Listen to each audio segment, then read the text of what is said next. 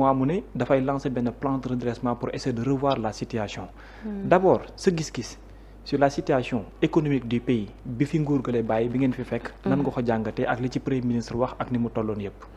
mais mooy li ci premier ministre wax rek on a trouvé un pays en ruine et c'est scandaleux mais loolu moo am avec une dette cachée bu nga xamante ne yàgg nañ ci wax. donc tey suñu premier ministre Ousmane Sonko damay njëkkee sax ci moom. d'accord parce que man soo gisee ba ma lay wax naan fu ma laaj ñëw man gaaw ma topp ay nit mais dama gis ci Ousmane Sonko des valeurs ñu bokk vision bokk gëm-gëm bokk lu ñu gëm daal et je me retrouve en lui en quelque sorte mu nekk un homme de vérité. Ousmane. Si tu te rappelles Babacar du dernier meeting de Pastef le meeting de clôture bi ñu def au stade Caroline Faye à Mbour. oui est-ce que yaa ngi fàttali ko discours bi ma fa def gàtt na nag damaa woy ba pare def benn discours bu gàtt. moom mooy bi ñu clôturé woon. bi ma naan Ousmane Sonko il me rappelle 3 grands hommes africains il me rappelle Thomas Sankara. Pourquoi? De par sa bravoure, son discours de vérité. D'accord. Il me rappelle John Pembe Magufuli, ça c'est mon président de cœur. Moom ba mu deewee damaa jooy ba sonn fu ma toog wax ko. D'accord. De par amour bi jeunesse bi am ci moom. Ça c'est inédit en fait.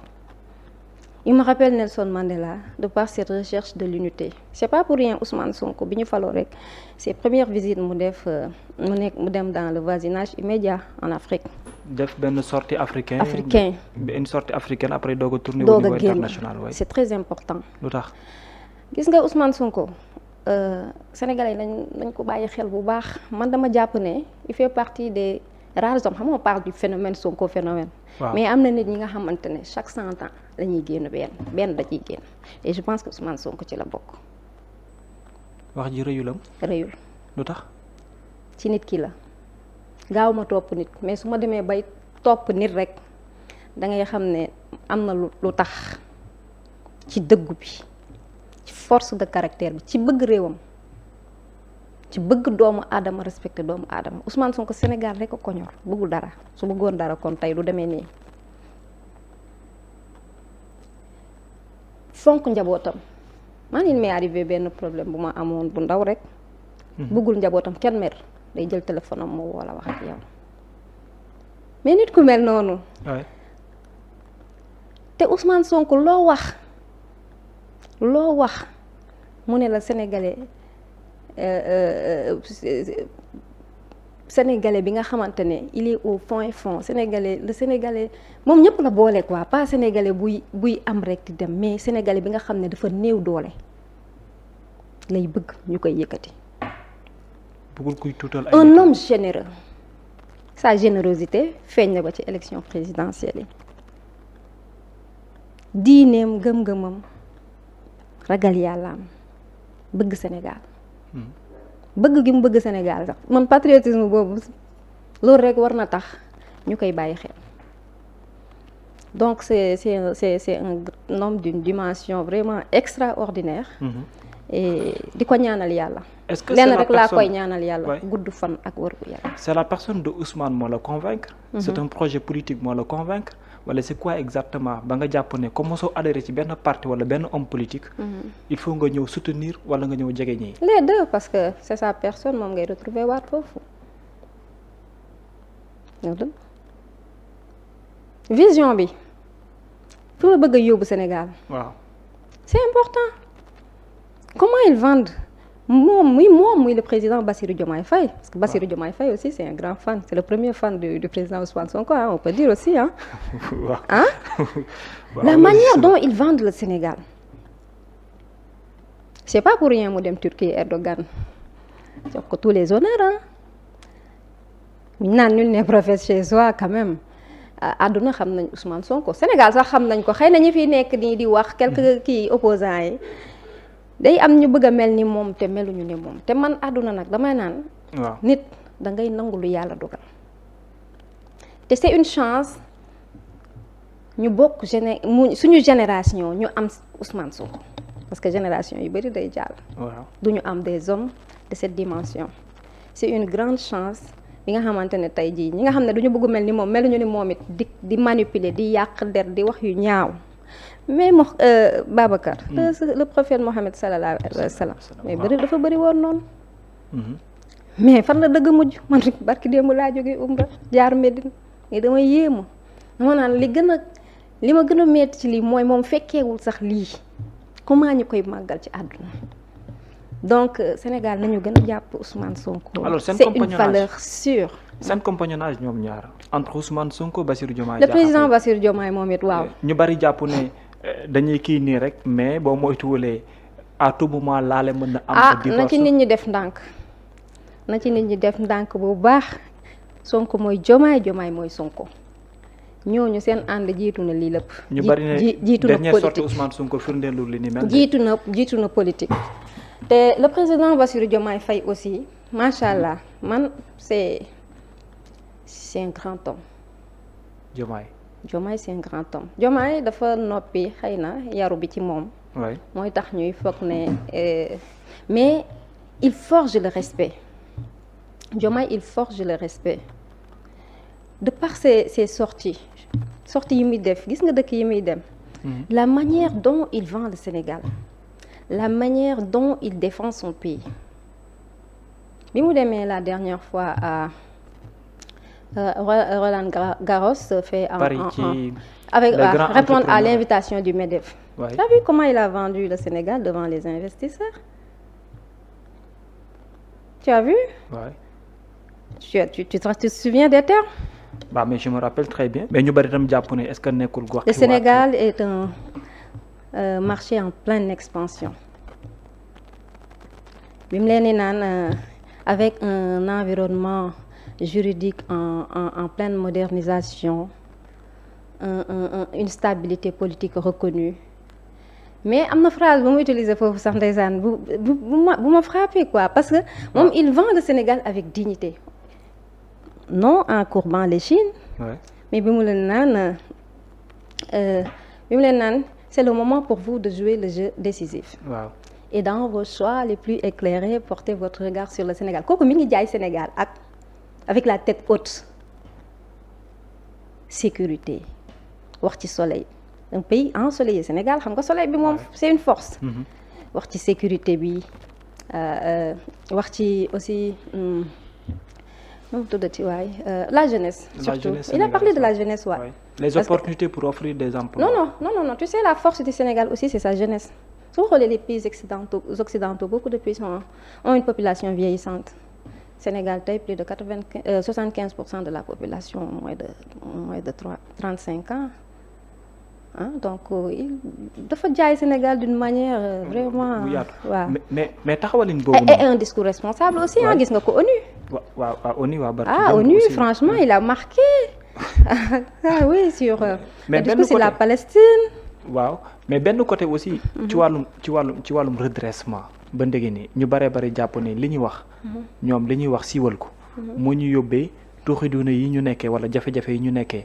mais liñ ci sumb ak liñ ci wax comme ay levier pour delloosiwaat comme Sénégal est-ce que jàpp nga ne c'est une possibilité. mais Babacar foo teg dëgg da ngeen bëgg ñuy jiite ci ay nëbbante wala wax lu dul dëgg mais boobaa bu ñu ko defee sax ils auraient trahi le peuple. mais tamit nar a jël tamit fisc teg ko Sénégalais yëpp tamit. non du noonu xam nga man lu ma neex ci plan de redressement bi. déedéet. Premier plan de redressement bi en 1979 plus de 84% proviennent des partenaires des partenaires de l'extérieur waay.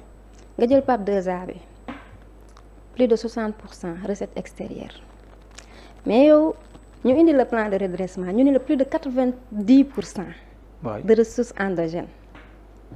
Ousmane Sonko wax phrase bu ma neex souverainiser notre peuple par nous-mêmes mais nga war a xam ne kon loolu gëm sa bopp weesuwul loolu te Sénégal kon mi ngi ci benn pas bu garaaw ci avancé yu mag yi mu nekk di def parce que ñun tamit bëggatuñu nekk dëkk yooyu nekk ci ginnaaw di tàllal loxo di ñaan fu nekk souveraineté boobu. portée par ces jeunes là. moo ma yéem ci plan de redressement bi. faisabilité bi. non moo ma yëpp si plan de redressement lan lay permettre plan de redressement bi ñu teg ne de trouver de nouvelles sources endogènes. nee nañ trouver des ressources internes. waaw. alors qu'au même de retrouver. alors qu'au même moment nee nañ jafe-jafe yi fu mu toll. de retrouver les équilibres budgétaires parce que yow gis nga ñoom déclaration yi ñu def problème waaw. bëgg nañ d'ici 2027 indi déficit bi à 3%. qui était à 14%. oui on est maintenant à 8% je pense. waaw am na régression par rapport ak les 14%. waaw. l'accélération de la progression de notre économie dette bi nekkoon 119%. il faut quand même ñu indi dette bi à un taux raisonnable. mais est-ce que levier yi ñu jël dina tax mu possible. bien sûr dina tax mu possible parce que li ñu estimé donc déggoo premier ministre mu ne sax estimation bi dañ ko def à faible taux bu gën a ndaw la ñu jël lañu estimation yi gën a ndaw lañ jël. waaw et pourtant ñu ngi projeté 5667 milliards. oui au terme. ñu ñëw ci la réduction de la taille de l'État. La réduction du train de vie de l'État. Du train de vie de l'État mais wax ngeen fi waxu fusionner. wàññi yeneen yi fusion bi ak suspension bi mooy taille de l'État bi. loolu rek dañu ci économiser 50 milliards. waaw ci li te nag kaay ma wax la de boobu. benn mesure la de réduction train de vie de l'État il y a 10 mesures. Le président Ousmane Sonko a été clair les 9 autres mesures sont en train d'être évaluées. mais benn bi.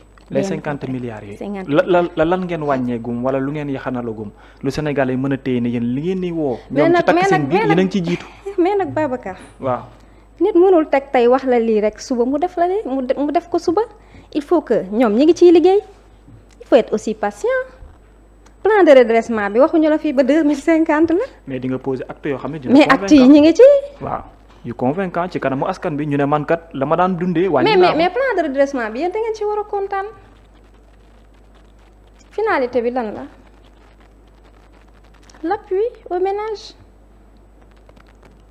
le soutien au secteur privé. Le développement des secteurs prioritaires commerce agriculture ay tourisme ay BTP le numérique. gars yi nee nañ da ngeen di nguuru. métallurgie pour ngeen mën a wàññi. nee nañ yéen a ngi nguuru te kuy nguuru mëntu wàññil boppam. non mosuñu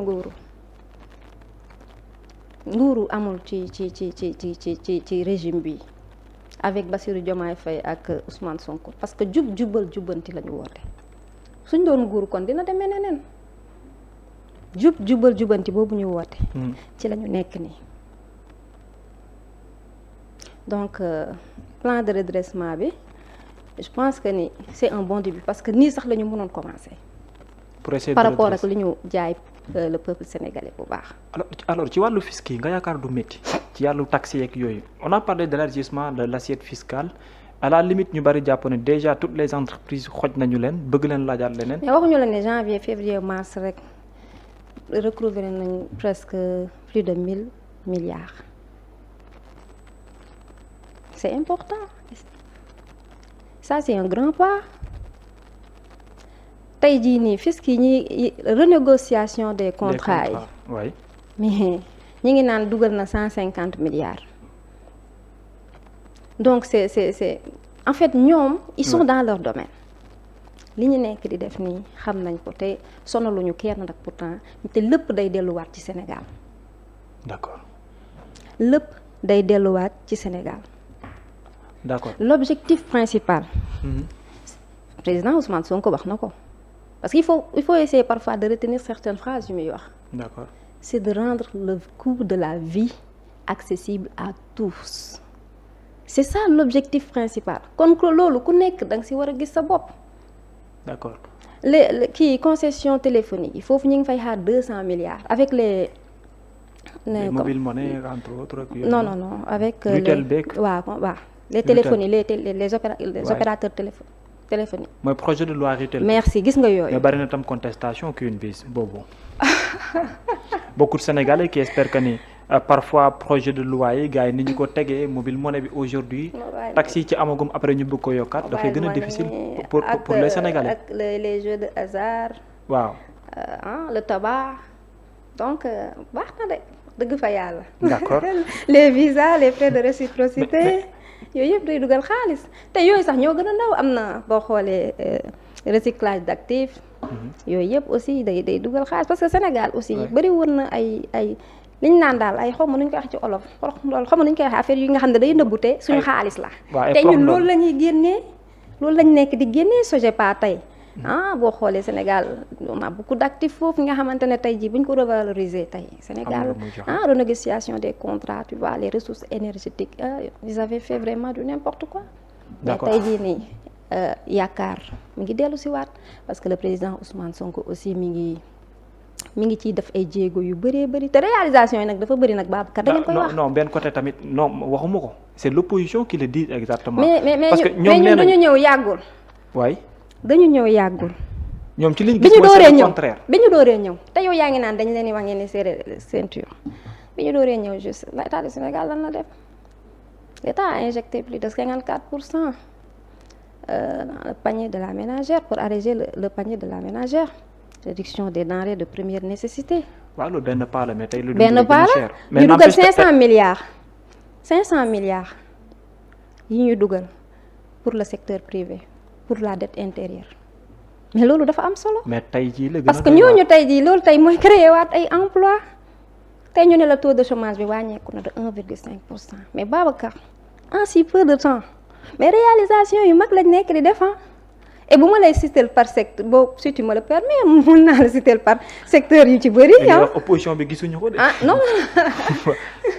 ñoom li ngay wax le contraire lañu parce que nee na yéen bi ngeen ñëwee ba léegi.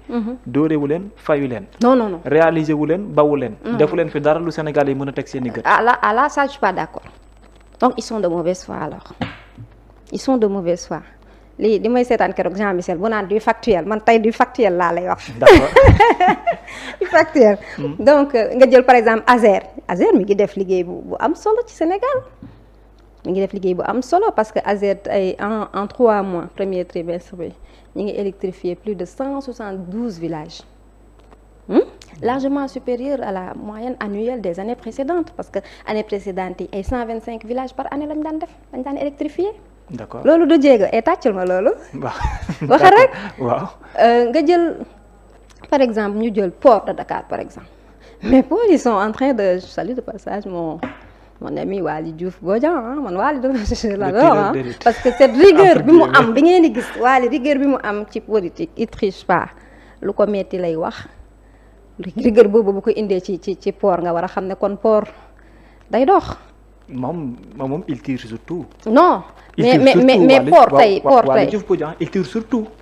il tire surtout. port defal un chiffre d'affaires de plus de 77 milliards yow tey port c'est 95% des recettes douanières nationales port moo koy dugal.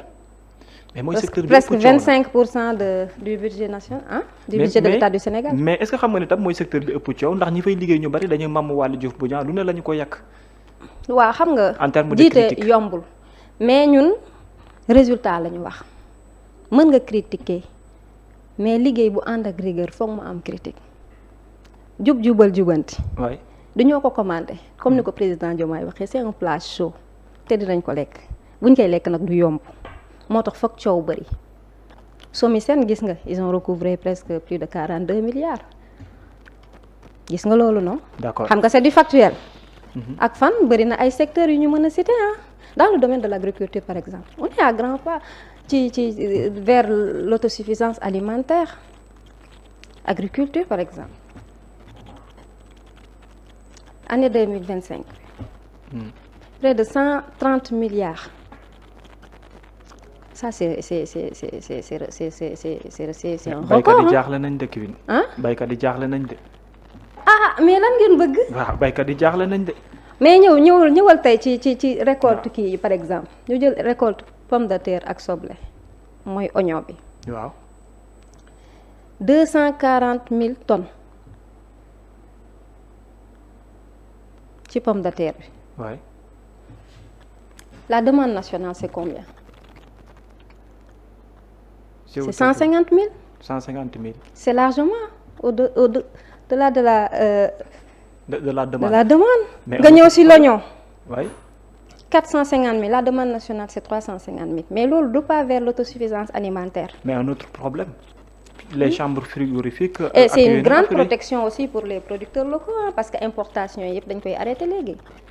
donc wax dëgg fa yàlla nag agriculture bi aussi ñi ngi def ay jéego yu mag et surtout les plans nga jël éducation nationale xam nga avec le recrutement des 2000 enseignants. Oui. xam nga la construction de certaines infrastructures scolaires dans les zones les plus reculées. D'accord. Dans le domaine de la santé tant d'autres bëri na daal ñi ngi nekk di def wax dëgg fa yàlla. ay jéego yu mag a mag dans tous les domaines. alors waaw. donc de manière générale. yow yaa ngi leen di xool. am na tam loo xam ne yaa ngi ci biir. nan nga jàngatee ñoom seen gouvernance ak ni ñuy exercer. yow mi nekk ci biir nan nga ko gisee est-ce que réellement la nga xooloon ci biti ba tax mu convaincre la nga topp leen jàppale leen est-ce que yaa ngi gis pas yoo xam ne méngoo na ak li nga doon xaar ci. on est sur la bonne voie Babacar. lan moo koy firndeel. gis nga ci kanam tuuti sax ngeen koy xam nga le premier ministre il a fait beaucoup de voyages il a signé beaucoup d'accords. waay yow xaar leen tuuti rek Babacar Sénégal dina neexi de Sénégal dina neexi te dina nekk yi parmi les non attends Afrique moom déjà Sénégal am na position bu baax c'est. waay depuis quelque temps ñu bari na delloo ngeen ko ginnaaw.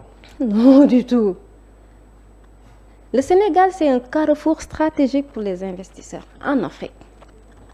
vu sa position géographique. non ça passe pas seulement ça mais sànq wax naa la fi Babacar toi aussi lan ak lan laa la fi lëma sànq mais te en plus on est en train de faire des pas yi nga xamante ne tey monde bi ñi ngi ci tey par exemple boo xoolee. réduction train de vie de l'état bi ma lay wax ni waaw. nga jël exemple en Albanie. Albanie laa lay jox exemple. Albanie si tu suis l'actualité Albanie. oui. Albanie qu'est-ce qu'ils ont fait ñoom ils ont pour réduire aussi le train de vie de l'État ils ont nommé un ministre des marchés publics qui s'appelle Diela. Diela xam nga c'est qui signifie soleil Diela du nit c'est une IA et j'ai regardé le discours de leur premier ministre Edi Rama qui dit ils ont beaucoup économisé avec Diela.